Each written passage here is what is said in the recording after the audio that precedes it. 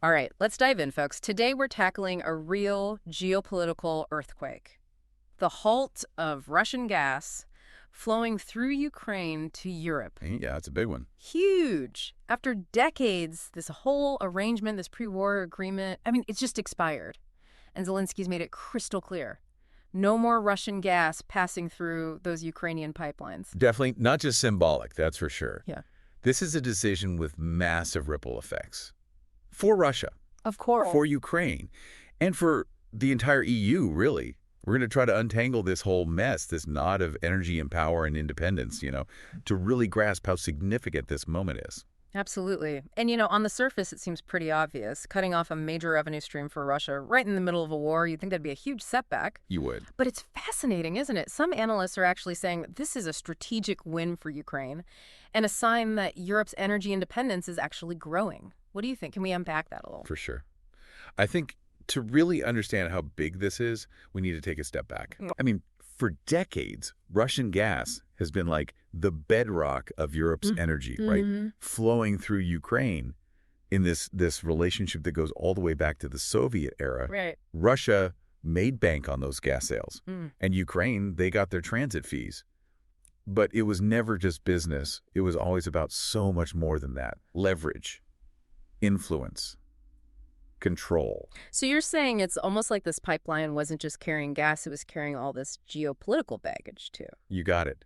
And that baggage just got heavier and heavier after Russia invaded Ukraine back in 2022.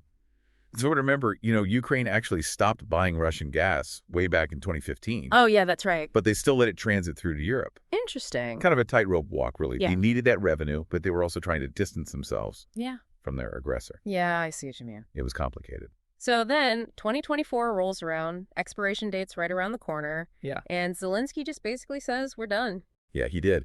And, his statement on it, super powerful. He said, when Putin got all that power in Russia, 25 years ago, they were pumping over 130 billion cubic meters of gas through Ukraine to Europe every year. Today, zero. Zip. This is one of Moscow's biggest defeats. He's really framing this as a decisive win. Wow. A declaration of independence from Russia. That's a pretty bold statement. It is. Is it truly one of Moscow's biggest defeats, like Zelensky's claiming? What does that even mean, practically speaking? What's the actual impact on Russia's ability to keep fighting this war? That's the million-dollar question, right? It's tempting to just view this as a straight-up hit to Russia's, war fund, but it's way more complex than that. The revenue loss, though, that's got to be significant. Some estimates are talking billions of dollars annually, which could definitely have a direct impact on their military budget. Okay, so there's a definite financial hit, but wouldn't Russia have seen this coming and started looking for other places to sell their gas? Of course they have. But it's not exactly a walk in the park. To find new buyers for that much gas, that takes a lot of time and huge investments in infrastructure. Like what? Pipelines, LNG terminals, long-term contracts. It's a big undertaking. Doesn't happen overnight. And in the meantime, Russia's scrambling to figure out how to replace all that lost money. And Ukraine, they're sending a pretty powerful message, aren't they? That's right. Resilience, independence, just straight up defiance. Absolutely. However, not everyone in Europe's totally on board with this move. Really? Lots of folks see it as a good thing, a step towards energy independence, sure. But there's some worries, too, about what might happen, especially for countries that were really, really dependent on that Russian gas, the gas that was flowing through Ukraine. Yeah, I was reading about Slovakia's Prime Minister, Robert Fico. Seems like he's particularly concerned about what this might do to the EU's energy security. Yeah, and it makes sense to be concerned. Slovakia and a few other EU countries, they've been heavily reliant on Russian gas for a long time. They've been trying to diversify their energy sources. But the question is, have they done enough to really handle this cutoff? So we've got this kind of tension brewing then. Right. On one side, you've got Ukraine. They're making a strategic play here to weaken Russia, to assert their independence. On the other side, you have certain European countries potentially facing energy shortages or price hikes. It really makes you wonder how prepared Europe actually was for this to happen. It does, and that's where things get really interesting. Because while those concerns are valid, it's super important to remember that Europe hasn't just been sitting on their hands since the invasion. They knew this day might come, and they've been actively trying to lessen their dependence on Russian gas. Okay, so break it down for me. What have they actually done? What steps have they taken to diversify those energy sources? Well, they've got this multi-pronged approach. Big push for LNG imports from countries like Qatar and the U.S. Right. More expensive than pipeline gas? Sure. Right. But it's flexible, can be rerouted quickly if needed. And what about pipeline gas from Norway? I hear they've ramped that up, too. Exactly. Norway's become a key player here. Okay. They've been working to boost their capacity, meet the growing demand. And then you look at individual countries, and it's even more targeted. Like take Slovakia. Yeah. They haven't just been sitting around worrying. They've been busy signing deals with Azerbaijan for natural gas. Wow. They've also figured out how to import U.S. LNG through a pipeline that runs from Poland. So it seems like behind the scenes, there's been a lot going on to prepare for this moment, even while some European leaders are publicly expressing those concerns. Get it. The EU's been very strategic here. In fact, they've got a plan in place to completely eliminate Russian gas imports by 2027. That's the goal. 2027, that's ambitious. It is. But it shows how committed they are to breaking free, reshaping their energy landscape. Yeah. Yeah. And this event, it's really kicking that transition into high gear. But of course, any big shift like this, it's going to come with its own set of challenges. I bet. Potential pitfalls, too. And that's what we'll get into next. All right. We'll explore how complicated this energy transition is, who wins, who loses, and what this seismic shift in the energy world might mean for the whole globe. It's interesting, this whole gas cutoff, it's not just about, plugging a hole in Europe's energy supply, is it?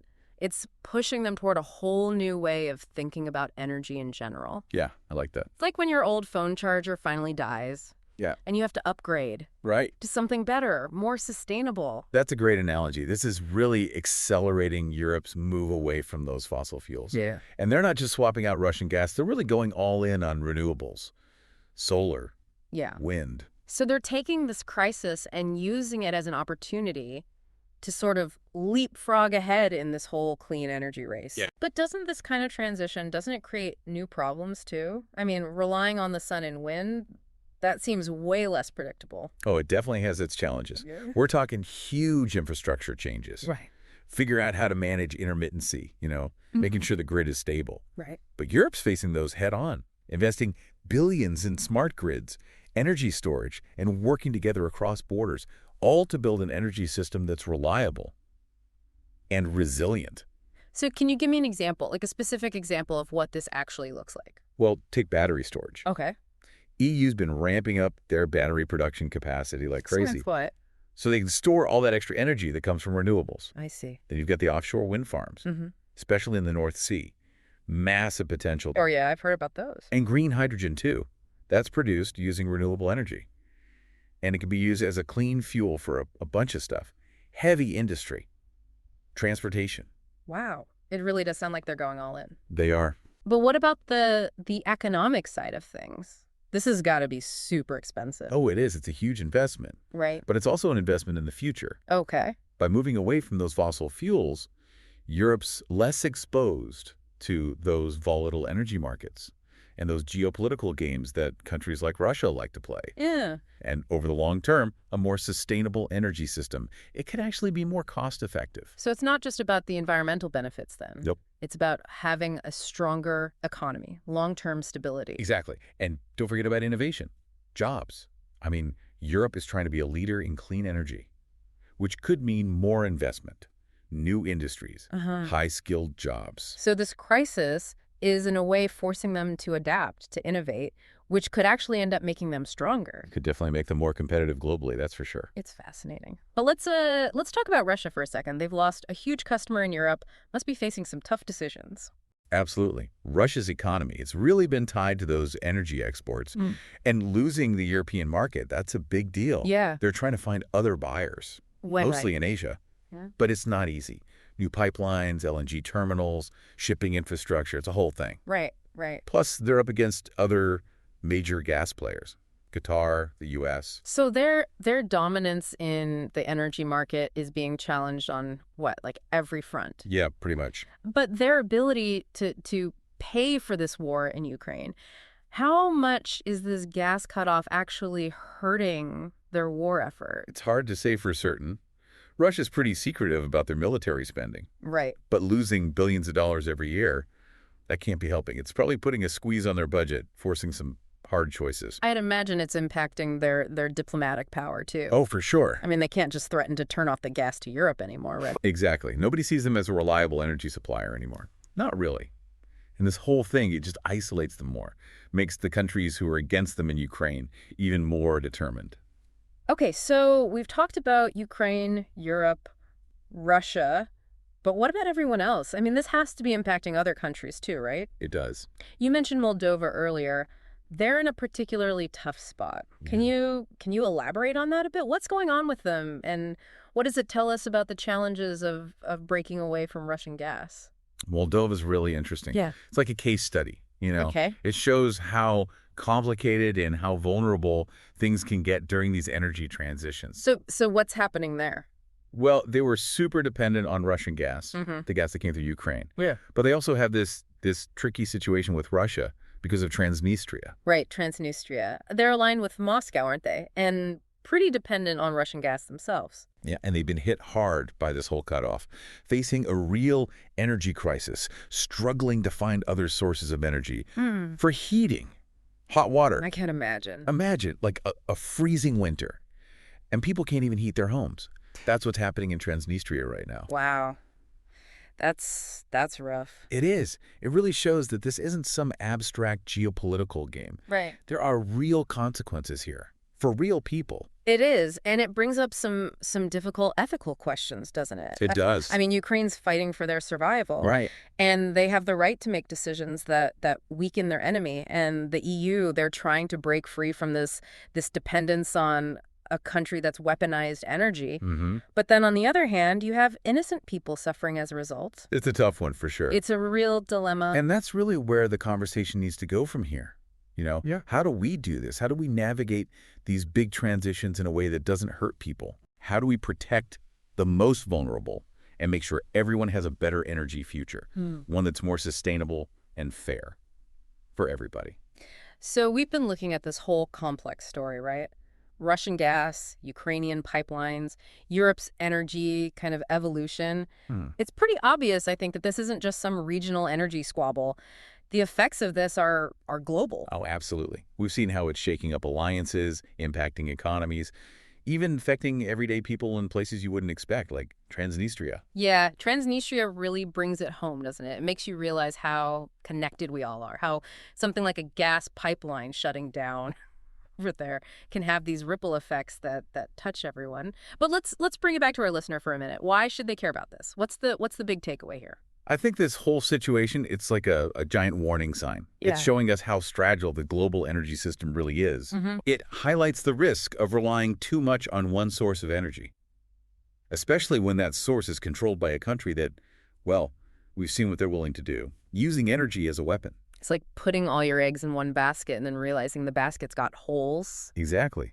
And this isn't just about nations, you know. It's about individuals, too. We all need energy. And the more diverse our sources are and the more sustainable they are, the less vulnerable we are to disruptions, price shocks. So it's about security then, stability, Right. having more control over our energy future. Exactly. It makes me think about, you remember those long lines at gas stations? Oh. During those energy crises back in the day? Nobody wants to go through that again, feeling that helpless. And this is a reminder that the choices we make now, they matter. They have consequences down the line. How we get our energy, how we use it, how we invest in new tech. It'll affect generations to come. It's true. I hadn't really thought of it like that. But it is a call to action, isn't it? It is. To be more aware of our own energy use. Support policies that encourage clean energy. Invest in a future where energy is a source of, well, security, prosperity, not conflict and instability. It's about taking charge of our energy future, realizing it's not something that just happens to us. We create it through the choices we make. All right, before we wrap up, I want to leave our listener with something to think about. Okay. We've talked about how all of this might speed up the transition to renewables in Europe, but what about the rest of the world? Could this be like a tipping point that pushes other countries to make those same investments in clean energy? It's possible. Hmm. Definitely possible. The world's watching Europe very closely, Mm-hmm. seeing how they handle this energy transition, the good, the bad, the innovative solutions they come up with. Right. You can definitely inspire others to do the same. So Europe's kind of like a test case then for this new energy future, one that's more sustainable, more equitable, less reliant on fossil fuels. And what happens there, well, it could impact the whole planet. Yeah. It shows that even in the middle of all this chaos and uncertainty, there's always potential for positive change. That's a good point. But that change doesn't just happen on its own. We have to be a part of it. We have to make it happen. Well said. This has been a really incredible look at how the end of Russian gas through Ukraine, it's triggered this whole chain reaction. Consequences, sure, but opportunities too. It really goes to show that even things that seem really far away, they can have a huge impact on our world. Definitely. It just highlights how important it is to stay informed, to question assumptions, and to really engage in thoughtful conversations about the future we want. Couldn't agree more. And on that note, we're going to wrap up this deep dive. Okay. We hope you learned some new stuff today. And got inspired. Yeah, to think critically about the world around you. Until next time, keep exploring, keep asking questions, keep learning.